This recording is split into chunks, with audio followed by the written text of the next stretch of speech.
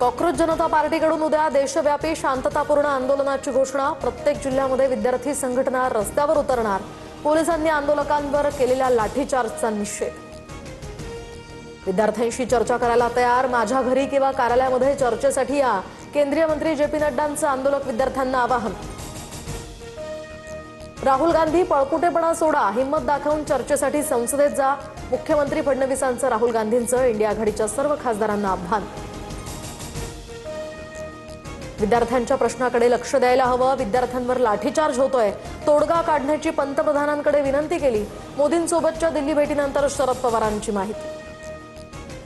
विद्यार्थ्यांच्या प्रश्नासाठी ठाकरे बंधू मैदानात। 26 तारखेला शिवाजी पार्क ते सिद्धिविनायक मंदिरापर्यंत मोर्चाची घोषणा।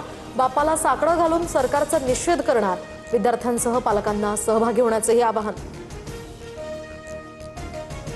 मुंबईमध्ये आंदोलक विद्यार्थ्यांना ड्रग्जची धमकी देणाऱ्या पोलिसावर कारवाई। कॉन्स्टेबल पवन सांगळेची चौकशी सुरू।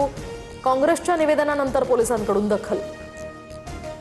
मुंबई पोलिसांच्या तावडीतनं कॉकरोच पळाले। चेंबूरमधील घटनेचा व्हिडिओ व्हायरल, तर ताब्यात घेतलेले सर्व विद्यार्थी पोलिसांच्या गाडीतनं मागच्या मागे पळाले।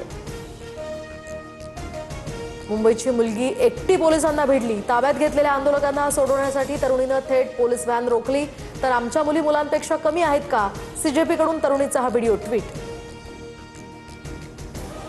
नागपूरच्या संविधान चौकात आंदोलनादरम्यान पोलिसांकडून विद्यार्थ्यांची धरपकड। वेळ संपल्यानंतर सुद्धा आंदोलन सुरू ठेवल्यामुळे पोलिसांनी आंदोलकांना ताब्यात घेतलं।